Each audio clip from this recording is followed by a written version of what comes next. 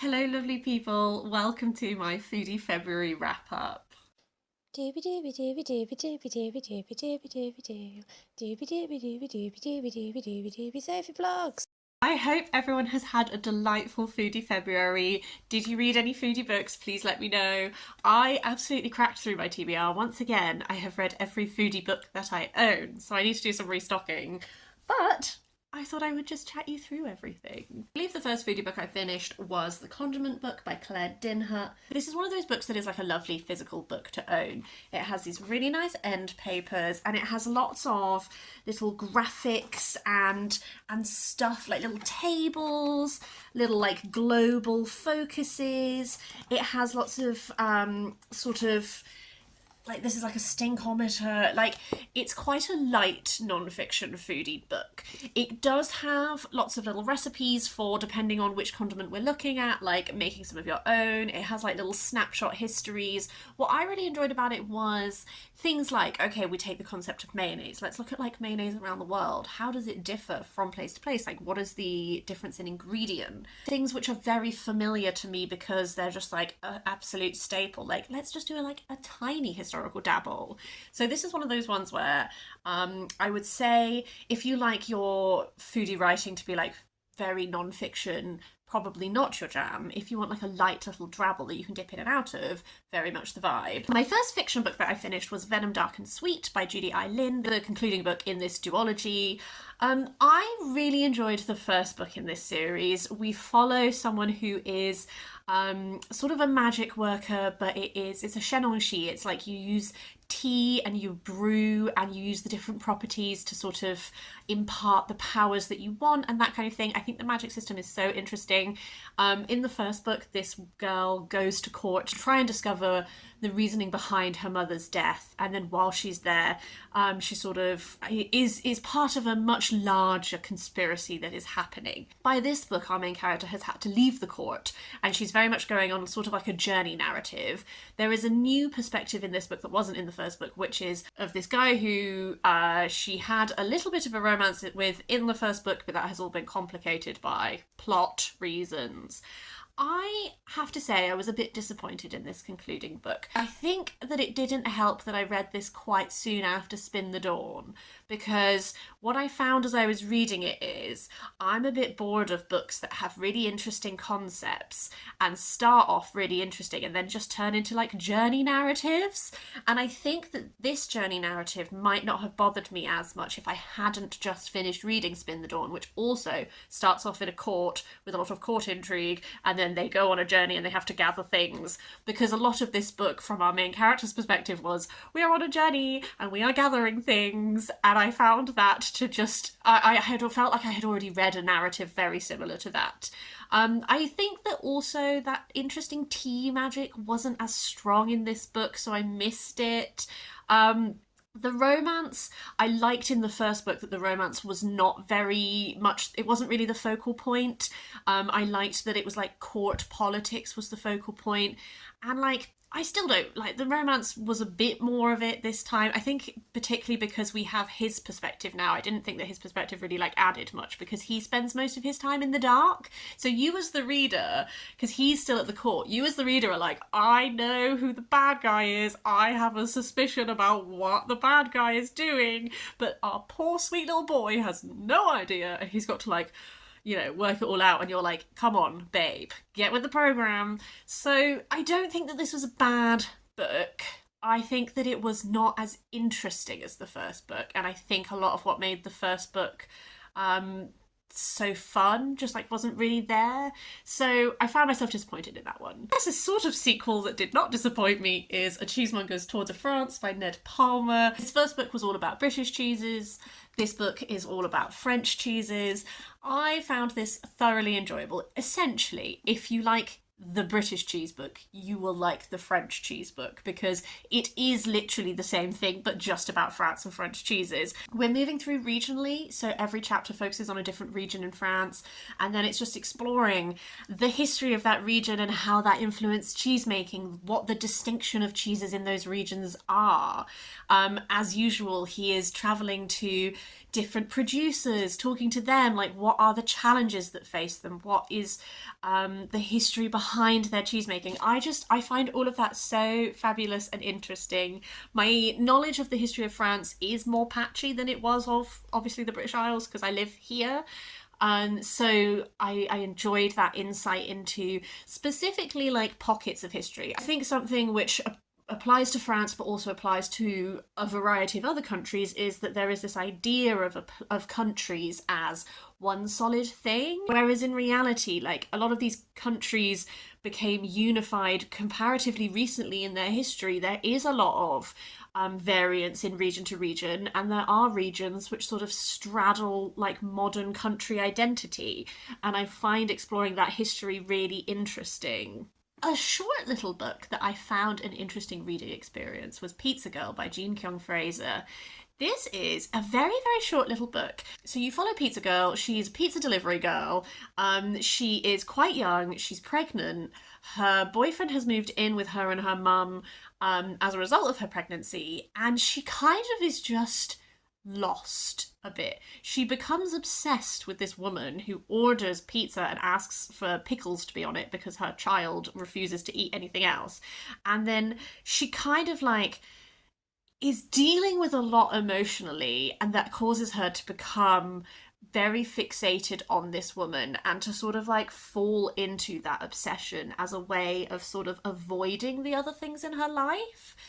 This reminded me a lot of Treasure Island by Sarah Levine, which I read for my reading the lowest rated books on my TBR video, but I actually really enjoyed. I'll link that video down below if I remember. In that, I think both of these books have quite a distinct voice and are both about people making questionable decisions. I think Treasure Island sort of dials it up to a almost farcical level, and that person makes far more questionable decisions than Pizza Girl does. But they both have that like feeling of like girls in this case, like really dealing with, I think, like a lot of like trauma because her father has died and he was an alcoholic, and she has a really like complicated relationship with that. And I think there is a lot of her father in her. Equally, like her mum is thrilled that she's pregnant and has this boy and everything. Like they get on really well. You'd think that there would be tension between like white American boy coming to live with a Korean American family, but really like that's fine. Everything there is good. You just have her spiraling in her mind a lot from like not really dealing with the fact that she's pregnant, not really dealing with this trauma from her father dying, not really dealing with like in any way wanting to have conversations with her partner, her boyfriend, like very closed off from that. And so instead she funnels all of that into this woman who she becomes obsessed with and has a real like crush on, and makes some very questionable decisions as time goes on. I don't know. I found it very distinct. I didn't always enjoy reading it because I could, like, she was making very bad decisions and I found it, like, frustrating, I think, at times. Like, that is exactly what the author wants me to think. So I think that it was crafted exactly how the author wants it to be. Sort of like an openness to the ending, which I think is very fitting for the book. I don't quite know how I feel overall. I find myself, like, I read it and I was like, this is going to be one of those books that like stays in my mind and I probably will think about and maybe even recommend to people. I don't feel like 100% satisfied, but I also feel like in what outcome of it would make me feel 100% satisfied. I don't know if that makes any sense. I will say this was not as big of a foodie book as I thought it was going to be. I thought there was going to be like a lot of pizza descriptions, a lot of pickle stuff. Not really. It is like a bit, but then so it's not like the biggest actual foodie book. It's more like the title is quite foodie, but I'm glad I read it. The Modern Art Cookbook by Mary Ann Caws. This was a fun little cookbook read. I love to read cookbooks like they are books, and this book is definitely built that way. This is an interesting combination of the recipes in this are actual recipes from modern artists. So it literally is like recipes. It's not recipes inspired by them. It's not recipes inspired by their paintings. It is the recipes that they cooked, and then it's interspersed with pictures of artworks. poems, writings, excerpts. So it really is like a compendium of modern art, thought, like diary extracts. Sometimes it's poems, sometimes it is extracts from longer works, and then like this is Pablo Picasso's like actual like chocolate cake recipe, etc. I found it interesting to read from that perspective, like an insight into these artists and their minds and how they approach food. I probably actually won't really cook a lot of these recipes. I don't think it's like the most practical actual cookbook. I guess tastes will vary, obviously, but because these are recipes being from like a while ago, like I just, as I was reading them, very few of them were things that I could actually eat because of all my dietary requirements. And even then, I was like, not sure I really would make it even if I could. A lot of artists not very well off, not able to cook that elaborate stuff, you know? So I think that this was an interesting read. I'm not sure that this is actually going to get added to my cookbook collection because I think it would just sit there and I just wouldn't ever use it. Another lighter non-fiction read is The Joy of Snacks by Laura Goodman. This is a tiny little sort of frippery writing, I think. It is an ode to the snack and it works its way through like different types of snacks, and Laura Goodman is just literally like chatting about snacks. Sometimes the little pieces of writing that were like thematically around snacks were really, really interesting. There was one piece that was about like, why do humans like crunch? Like the actual sensation of crunching, like what does that do to us when we crunch? How does our body respond? And therefore how has that influenced how our choice of snack has developed? That one was really interesting because I definitely love a crunchy snack. There were other ones that were sort of to do with that kind of bigger picture, like how did we get this flavor, like how do we respond to this kind of flavor, like that kind of thing. I really found those interesting. The bits of writing in this that I found less interesting was sometimes this almost felt a bit too much like I'm not in on it.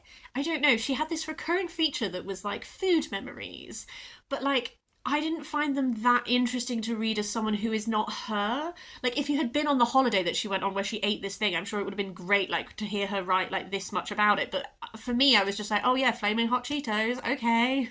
You like that? Nice to know. I don't know.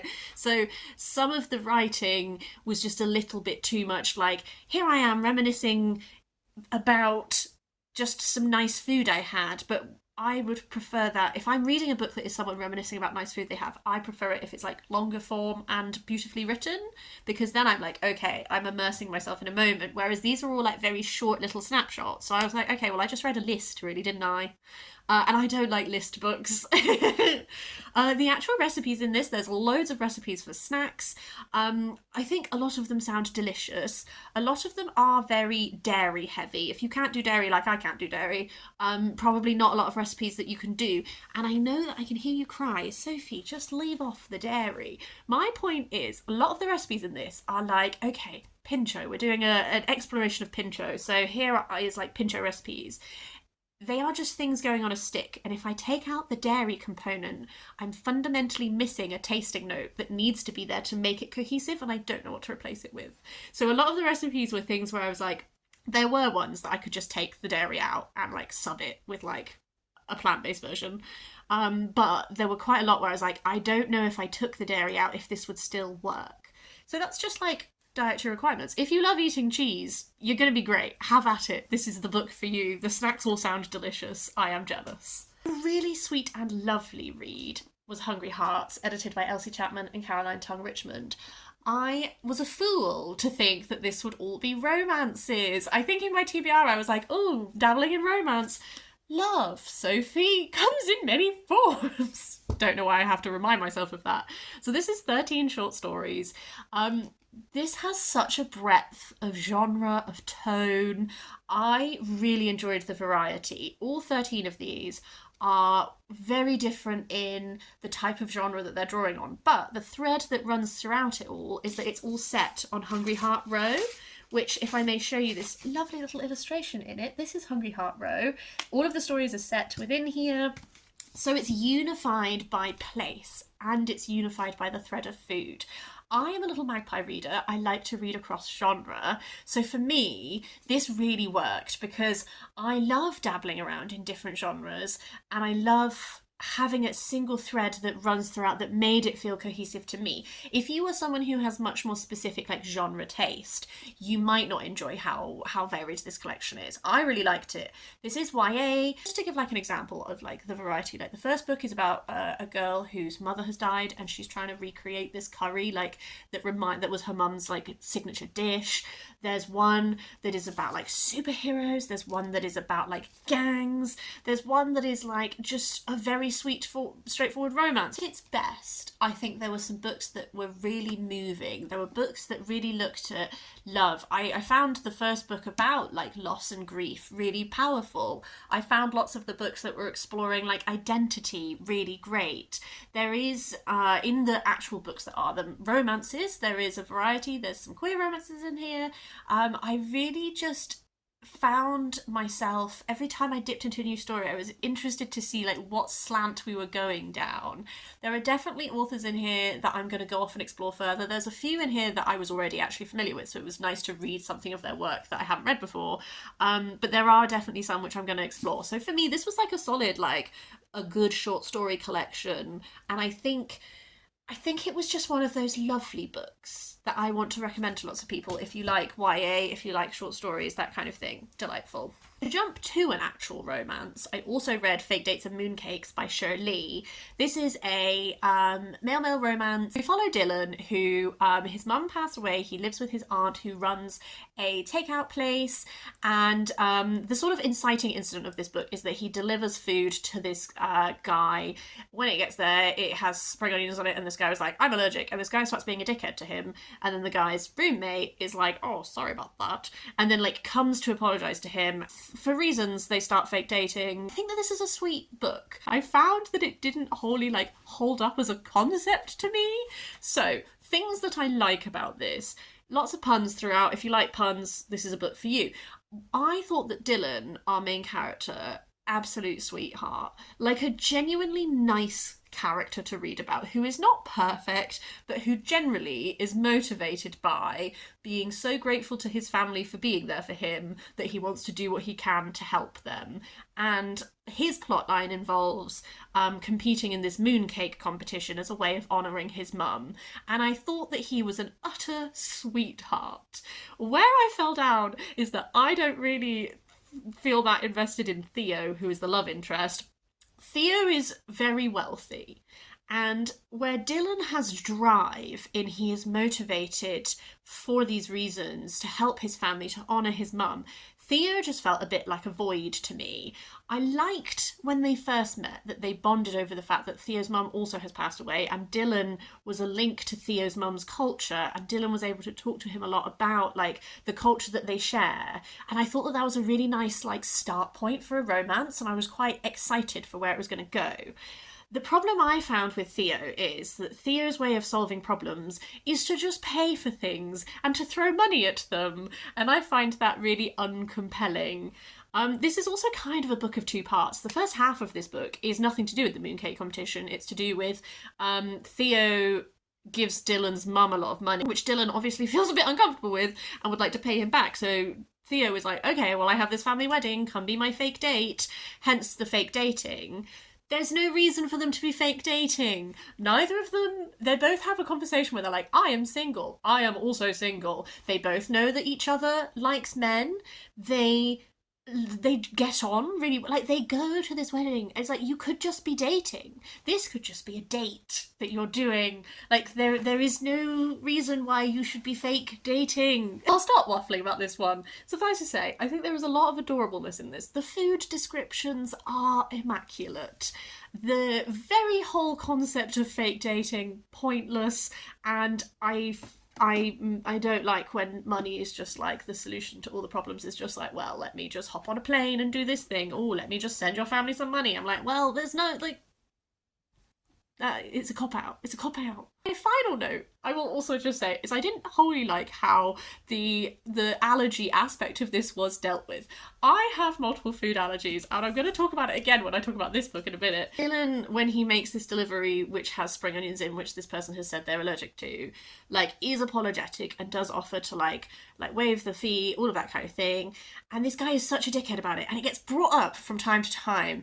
And just the way that it's brought up is like, oh, this is something that could really damage your business. It's like, you shouldn't have given him food he's allergic to, though. It's only a small thing. It was just the way it gets brought up by another character later in the book. I was like, all right, guys. I'm going to move on to a book that I have another, like, similar little niggle about. This is The Book of Difficult Fruit by Kate Lebo. I generally did like this. This is an interesting piece of non-fiction, and I like foodie writing that kind of defies categorization a little bit, because it's an A to Z that takes you through. Every chapter focuses on a different, like, fruit, or in some chapters, not a fruit. So it focuses on a different thing, and then all of the essays, like, we're exploring different topics depending on what essay is. There is a heavy memoir slant throughout it. Every chapter ends with, like, 2 recipes that tie into that fruit. And the first half of this, I think I was really loving. I like these non-fiction books that are, like, slightly different, that explore lots of different strands and weave them together. I found some of these chapters, I think, particularly the angle that certain chapters took, was really interesting, and I think some of those pieces of information are really going to stay with me. There's also sort of an aspect of this that is like a compendium of folk knowledge that I really liked. Like, she has clearly done a lot of research of traditionally what were these things used for, and then, like, including that information, and then also sometimes engaging with that information and exploring like how is it used now, all that kind of thing. I found that super duper interesting. Some of the I think as it went on, like, some of the chapters, like, not all of those chapters had as, like, interesting a slant. Something that was really interesting that recurred quite a lot was the idea of, like, health and wellness. The author has chronic illness, her mum has chronic illness, so there's a lot of this that is exploring, like, your relationship to food when you're ill, your relationship to food when you're chronically ill, trying to find this, like, idea of health and of finding something that will, like, fix and cure something that is it even fixable and curable. Like, all of those conversations I found really interesting as well. I found the chapter on wheat, annoying. First of all, I'm willing to let go of the fact that wheat is not a fruit. Like, this A to Z framing, I'm happy to just sign off and be like, okay, some of these aren't fruit, but we're making it work for the sake of the alphabet. I'm okay with that. She lost me with the wheat one a bit, because it's all about this relationship that she had, which she has talked about earlier in the book, and very much comes across as a relationship that was not very healthy and wasn't good for both of the people involved. But her partner at the time got diagnosed as celiac, and this whole chapter is, I understand a lot of her previous work is to do with baking. Baking is a very fundamental part of her identity. This whole chapter is her talking about, like, how she wasn't trying to poison him, but she did keep cooking things that turned out to not be celiac friendly. And it's like this battle of, this person is a celiac, but you insist on still baking, still, like, they hide away upstairs when you bake because they feel like inhaling the flour is, like, hurting them, and all this kind of thing. Like, food is a battleground, and, like, are you or are you not deliberately trying to hurt this person, and all of that. I understand that she's, like, poetically trying to, like, do this essay. I spent the whole chapter being like, gluten-free flour exists. Why are you being such a dickhead to someone that you so say love? You can take this as a beautiful opportunity to explore gluten-free baking rather than trying to hurt someone you love. And I recognise, like, I have multiple food allergies. I explicitly have had a situation where someone has made me food. I have said to their face at the point that they gave me the food, these are my food allergies, am I okay to eat this? They've said yes, and then I have eaten it, and it has not been okay, and I have been in pain for days. Like, that is an experience that has actually really affected me mentally, for sure. So I know that I am, like, more sensitive to these things than necessarily other people would be. I think it's really strange in a book that has spent so much time interacting with the concept of health and wellness and eating for health and like trying to find ways of alleviating your chronic pain through what you're taking as supplements, what you consume every day, to then have this chapter that is like essentially just saying that you didn't really give a shit when it was this guy. Didn't become my most coherent review, I realise. I find it a bit, it evokes in me a lot of stuff that I have, and I recognise that.